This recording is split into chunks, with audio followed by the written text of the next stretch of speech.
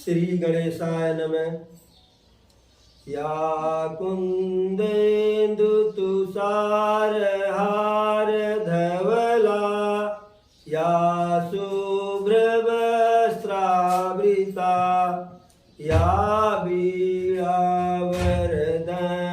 मंडित करा या श्वेत पद्मासना या ब्रह्माच्युत शंकर प्रभृत भी देवहि सदा वंदिता सामं पातु सरस्वती भगवती निःशेष जाड्यां पहा। आज की इस पावन प्रभु श्री राम की अमृतमयी कथा का शुभारंभ विद्या की देवी माँ सरस्वती के चरणों में सादर नमन करते हुए कथा का शुभारंभ हो रहा है। आज बसंत पंचमी का पावन पर्व है।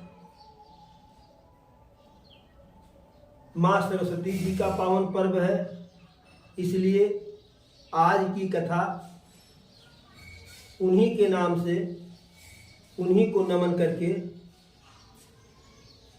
प्रारंभ होगी। जैसा कि गोस्वामी तुलसीदास जी द्वारा रचित रामचरितमानस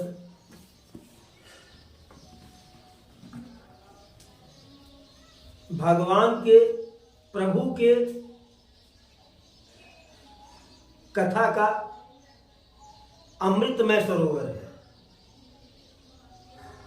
इसीलिए इसे मानस सरोवर कहा जाता है। जो कथा है अयोध्यानाथ की, यही कथा इस सरोवर का अगाध जल है और जो भक्त कथा को सुनते हैं, प्रभु के कथा में लीन रहते हैं, वह इस सरोवर के पुष्प है।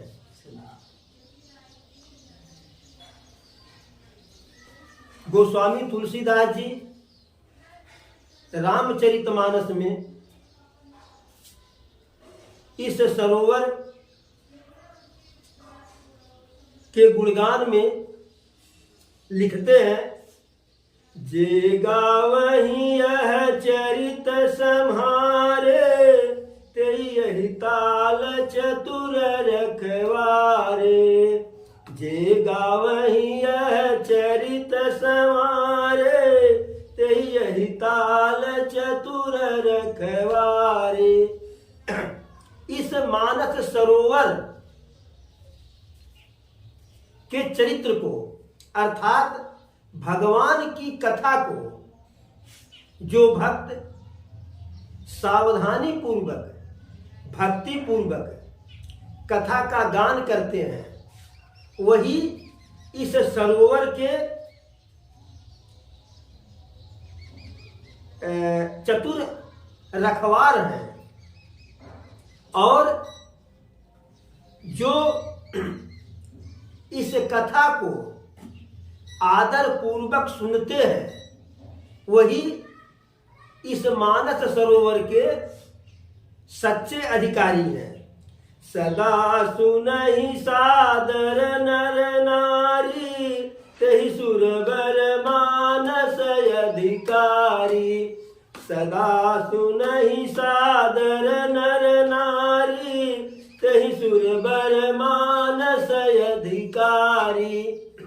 जो स्त्री पुरुष इस कथा को प्रेम पूर्वक सुनते हैं, कथा का प्रेम पूर्वक पान करते हैं वही इस मानस के सच्चे अधिकारी हैं। और यह प्रभु की ऐसी लीला है कि जिनके मन में प्रभु के कथा के प्रति प्रेम, श्रद्धा और विश्वास नहीं होता है, वह इस मानस सरोवर के निकट जाता ही नहीं है। अति खल जय विषय बग कागा, यही सर निकट न जाइय भागा।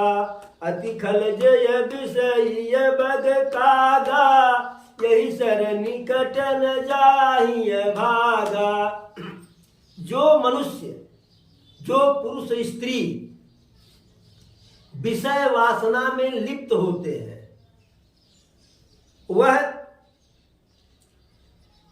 कौआ, बगुला इत्यादि के रूप में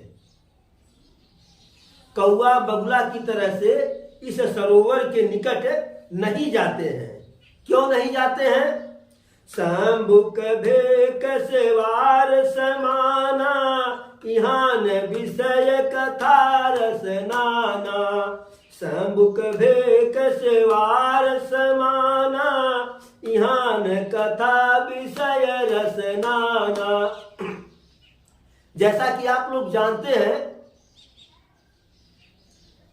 कौआ या बगुला तालाब के, पोखरे के, गड्ढे के किनारे या गड्ढे के पास क्यों जाते हैं? वहां केकड़ा खाने के लिए, घोंघा खाने के लिए, मेढक खाने के लिए। किंतु यह जो मानस रूपी सरोवर है, प्रभु के अमृतमयी कथा रूपी जो सरोवर है, इस सरोवर में बगो, मेढक, केकड़ा, सेवार रूपी, मछली रूपी विषय वासना के जीव जंतु नहीं पाए जाते हैं। यानी कि इस कथा में किसी भी प्रकार की विषय वासना नहीं है। इसी कारण से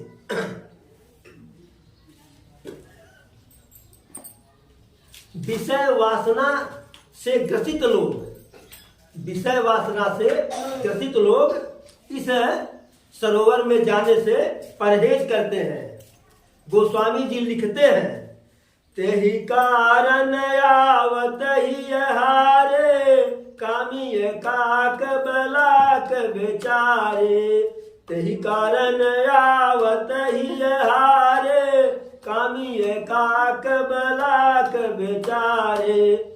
यही सरयावत अति कठिनाई, राम कृपा बिनु आई न जाई। आवत यही सरयति कठिनाई, राम कृपा बिनु आई न जाई। इसी कारण से प्रभु के कथा रूपी, प्रभु के भक्ति रूपी सरोवर में जो कामी होते हैं, दुष्ट हृदय के होते हैं, दुष्ट विचार के व्यभिचारी लोग हैं, वह इस सरोवर के किनारे जाते ही जो है जाने की हिम्मत ही नहीं करते हैं। और उनको इस सरोवर में या सरोवर के पास व्यभिचारी, कामुक, विषयी जैसे लोगों को जाने में के लिए उनके पास हिम्मत नहीं होती है। और जब तक प्रभु की कृपा नहीं होगी, जब तक प्रभु की कृपा नहीं होगी, तब तक इस प्रभु के अमृत कथा रूपी सरोवर के पास कोई भी व्यक्ति, कोई भी पुरुष, कोई भी स्त्री नहीं जा सकती है या नहीं जा सकते हैं।